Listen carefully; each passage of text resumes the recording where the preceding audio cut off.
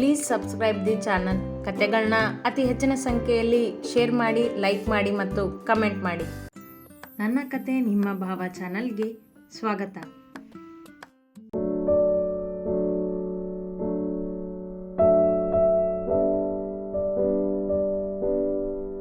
ನನ್ನ ಮೇಲೆ ನಂಬಿಕೆ ಇದೆ ಅಲ್ವಾ ಪೂರ್ಣ ನಿನಗೆ?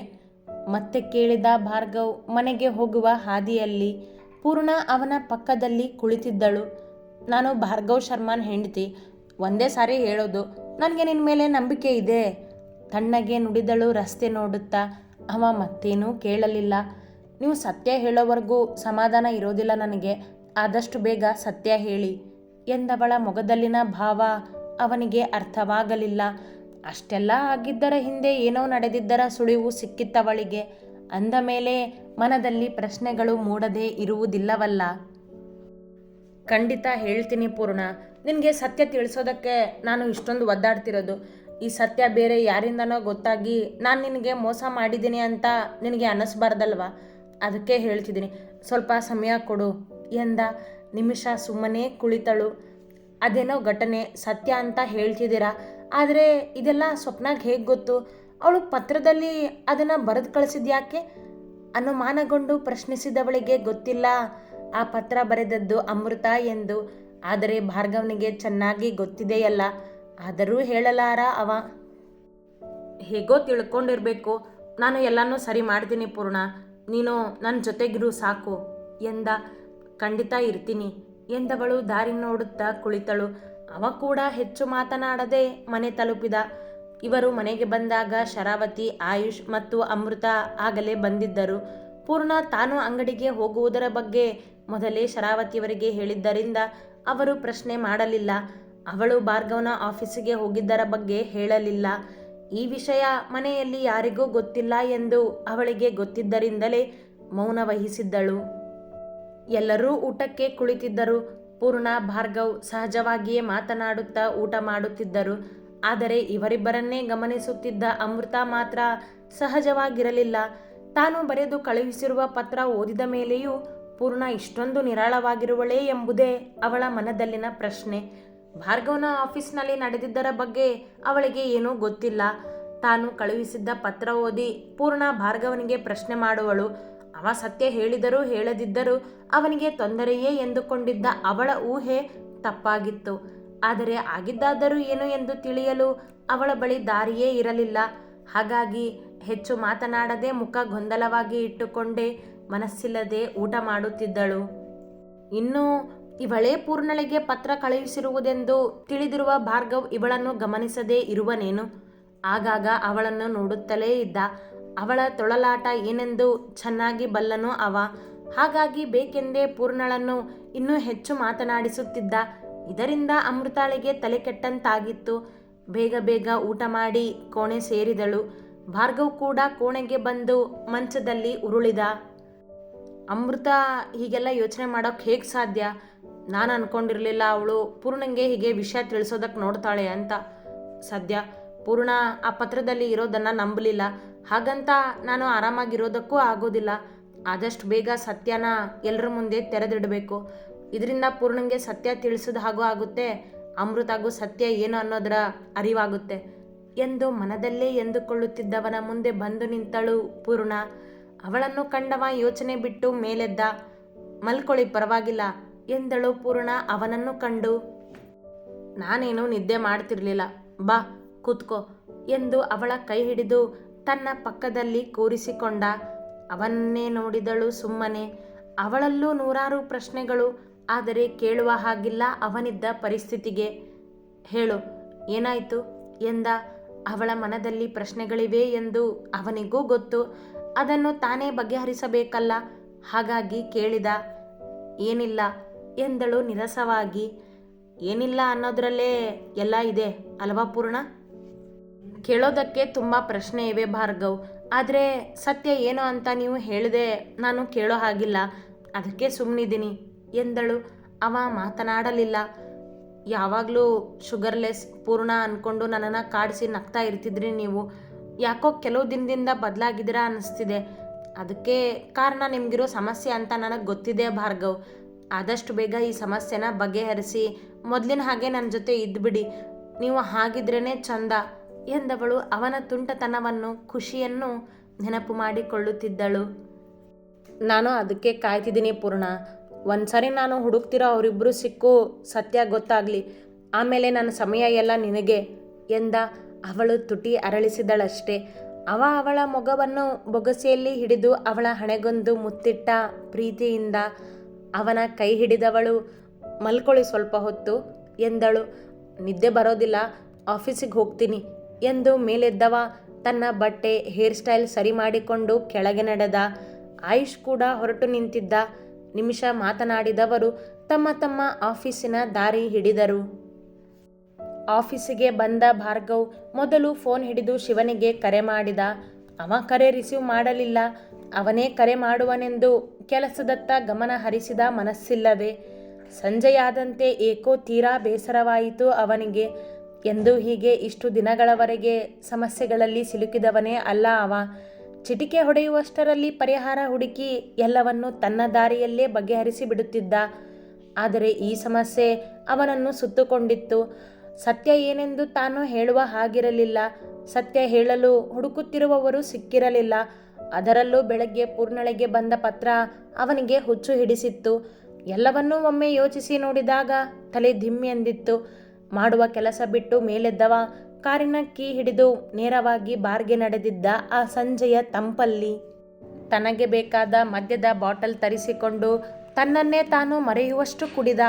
4-5 ಬಾಟಲ್ ಖಾಲಿ ಆಗಿ ಅವನ ಮುಂದಿದ್ದ ಟೇಬಲ್ ಮೇಲೆ ಬಿದ್ದರೂ ಅವನ ಕುಡಿಯುವ ಆಸೆ ತೀರಲಿಲ್ಲ. ಕತ್ತಲಾಗಿತ್ತು. ಮನೆಗೆ ಬಾರದವನನ್ನು ನೆನೆದು ಪೂರ್ಣ ಕರೆ ಮಾಡಿದಳು. ಆದರೆ ಇವ ರಿಸೀವ್ ಮಾಡುವ ಸ್ಥಿತಿಯಲ್ಲಿರಲಿಲ್ಲ. ಕಂಠಿ ಒಬ್ಬನೇ ಮನೆಗೆ ಬಂದಾಗ ಭಾರ್ಗವನ ಬಗ್ಗೆ ವಿಚಾರಿಸಿದಳು ಪೂರ್ಣ. ಅವನಿಗೂ ಹೇಳದೆ ಹೋಗಿದ್ದರಿಂದ ಏನೊಂದು ಗೊತ್ತಾಗಲಿಲ್ಲ. ಸಣ್ಣ ಭಯವಾಯಿತು ಹುಡುಗಿಗೆ.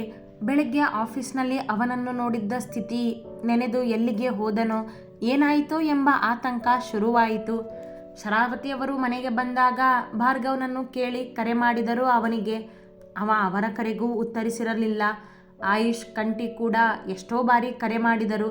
ಯಾರಿಗೂ ಉತ್ತರಿಸದ ಭಾರ್ಗವ್ ಬಾರ್ನಲ್ಲಿ ಕಂಠಪೂರ್ತಿ ಕುಡಿದು ಕುಳಿತಿದ್ದ. ಇತ್ತ ಪೂರ್ಣ ಭಯದಲ್ಲಿ ಕಣ್ತುಂಬಿಕೊಂಡಳು. ಅತ್ತೆ, ನನಗೆ ತುಂಬ ಭಯ ಆಗ್ತಿದೆ ಎಂದಳು ಅಳುತ್ತ ಶರಾವತಿ ಅವರಿಗೆ. ಹೆದರ್ಬೇಡ ಪೂರ್ಣ, ಅವನು ಏನೋ ಕೆಲಸದ ಮೇಲೆ ಹೋಗಿರಬೇಕು, ಅದಕ್ಕೆ ಕಾಲ್ ರಿಸೀವ್ ಮಾಡ್ತಿಲ್ಲ ಅನಿಸುತ್ತೆ ಎಂದ ಶರಾವತಿಯವರು ಅವಳನ್ನು ಸಮಾಧಾನಿಸಲು ನೋಡಿದರು. ಸಮಯ ಕೂಡ ಸಾಗುತ್ತಲೇ ಇತ್ತು. ಭಾರ್ಗವ್ ಮನೆಗೆ ಬರುವನೇನೋ, ಕರೆ ಮಾಡುವನೇನೋ ಎಂದು ಎಲ್ಲರೂ ಕಾಯುತ್ತಾ ಕುಳಿತರು. ಅವರ ಕಾಯುವಿಕೆ ಕೊನೆಯಾಗುವಂತೆ ಭಾರ್ಗವನ ಕಾರ್ ಮನೆಯ ಗೇಟ್ ದಾಟಿ ಒಳ ಬಂದಿತು. ಅವನಿಗಾಗಿಯೇ ಹಾಲ್ನಲ್ಲಿ ಕಾಯುತ್ತಾ ಕುಳಿತಿದ್ದ ಎಲ್ಲರೂ ತಕ್ಷಣ ಓಡಿ ಬಂದರು ಹೊರಗೆ. ಆದರೆ ಕಾರ್ನಿಂದ ಇಳಿದದ್ದು ಬೇರೆಯ ವ್ಯಕ್ತಿಯೇ. ಅವನನ್ನು ಕಂಡ ಆಯುಷ್, ವೆಂಕಟೇಶ್ ನೀವಿಲ್ಲಿ ಎಂದು ಕೇಳುತ್ತಾ ಮುಂದೆ ಬಂದ. ಅವ ಭಾರ್ಗವ್ ಹೋಗಿದ್ದ ಬಾರಿನ ಮ್ಯಾನೇಜರ್. ಇಬ್ಬರಿಗೂ ಅವನ ಪರಿಚಯ ಚೆನ್ನಾಗಿತ್ತು. ಸರ್, ಭಾರ್ಗವ್ ಸರ್ ಬಾರ್ಗೆ ಬಂದು ಅಲ್ಲೇ ಮಲಗಿದ್ರು, ಅವರನ್ನು ಕರ್ಕೊಂಡು ಬಂದಿದ್ದೀನಿ ಎಂದನವ ಹಿಂದಿನ ಸೀಟಿನಲ್ಲಿ ಮಲಗಿದ್ದ ಭಾರ್ಗವನನ್ನು ತೋರಿಸುತ್ತಾ. ಎಲ್ಲರ ಎದೆ ಝಲ್ಲಿ ಅಂದಿತು. ತಕ್ಷಣ ಕಾರಿನ ಬಾಗಿಲ ಬಳಿ ಓಡಿ ಬಂದರು. ಭಾರ್ಗವ್, ಭಾರ್ಗವ್ ಕೂಗಿದಳು ಪೂರ್ಣ ಅವನನ್ನು ಜೋರಾಗಿ. ಎಚ್ಚರವೇ ಇಲ್ಲ ಅವನಿಗೆ.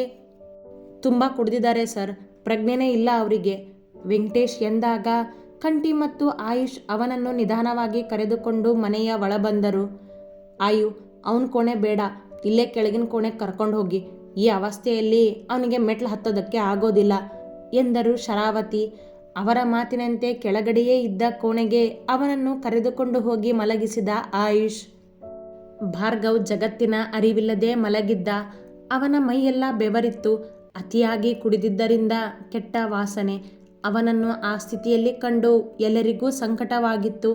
ಪೂರ್ಣಳ ಅಳು ನಿಂತಿರಲಿಲ್ಲ. ಅಮೃತ ಮಾತ್ರ ಚೂರೂ ಸಂಕಟವಿಲ್ಲದೆ ಸಹಜವಾಗಿದ್ದಳು. ಮನಸ್ಸಲ್ಲಿ ಏನಿದೆ ಅಂತ ಕೇಳಿದ್ರೆ ಹೇಳೋದಿಲ್ಲ. ಹೀಗೆ ಒಬ್ಬನೇ ಒದ್ದಾಡೋದನ್ನು ಬಿಡೋದಿಲ್ಲ ಇವನು. ಯಾಕಿಷ್ಟು ಹೊಟ್ಟೆ ಉರಿಸ್ತಾನೋ ಎಂದರು ಶರಾವತಿ ಬೇಸರದಿಂದ.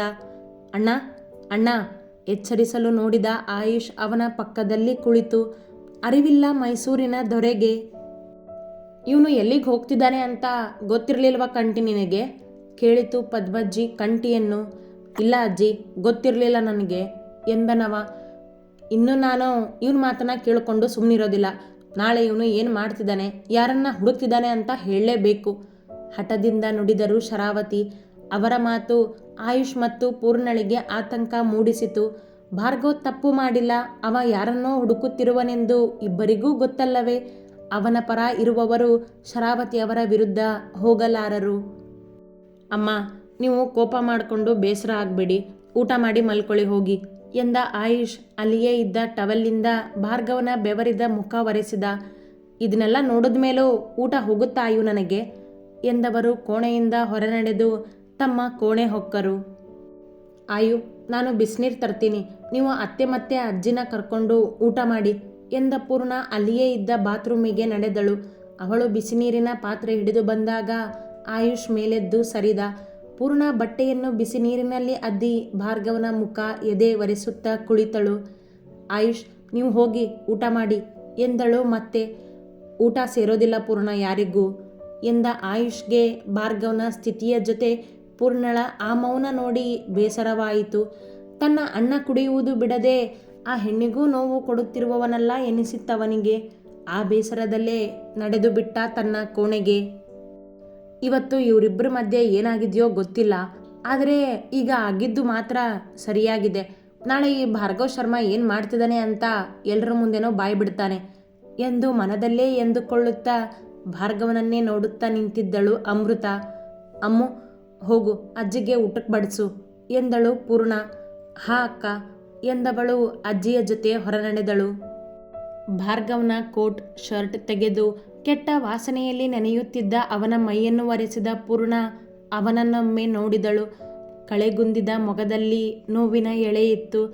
ಅವ ಕುಡಿಯುವುದೇ ಟೆನ್ಷನ್ ಅಥವಾ ಬೇಸರವಾದಾಗ, ಅದರಲ್ಲೂ ಹೀಗೆ ಪ್ರಜ್ಞೆ ತಪ್ಪುವಷ್ಟು ಕುಡಿದಿರುವನೆಂದರೆ ಅವನ ಮನ ಅದೆಷ್ಟು ಒದ್ದಾಡುತ್ತಿರುವುದೋ ಎಂದೆನಿಸಿತವಳಿಗೆ.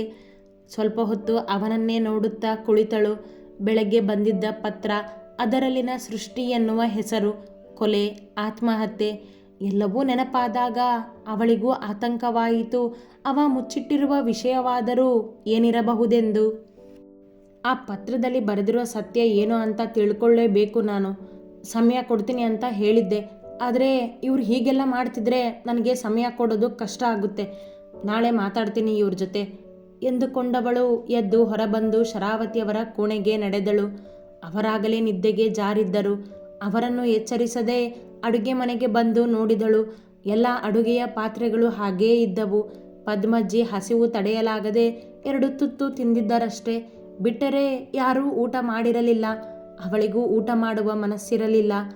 ವಾಪಸ್ಸು ಭಾರ್ಗವ್ ಮಲಗಿದ್ದ ಕೋಣೆಗೆ ನಡೆದು ಅವನ ಪಕ್ಕದಲ್ಲಿ ಕುಳಿತಳು, ಮಂಚಕ್ಕೆ ಬೆನ್ನು ಆನಿಸಿ. ಮತ್ತೆ ಅದೇ ಯೋಚನೆಗಳ ಸುಳಿಯಲ್ಲಿ ಸಿಲುಕಿದವಳು ಎಷ್ಟೋ ಹೊತ್ತಿನ ನಂತರ ನಿದ್ದೆಗೆ ಜಾರಿದ್ದಳು. ಆದರೆ ಇತ್ತ ಕಾರಿನಲ್ಲಿಯೇ ಇದ್ದ ಭಾರ್ಗವ್ನ ಫೋನಿಗೆ ಶಿವ ಸಾಕಷ್ಟು ಬಾರಿ ಕರೆ ಮಾಡಿದ್ದ. ಅವನಾಗಲೇ ಕಲಾ ಮತ್ತು ಸುರೇಶ್ರನ್ನು ಹುಡುಕಿ ತನ್ನ ಬಳಿ ಇಟ್ಟುಕೊಂಡಿದ್ದ.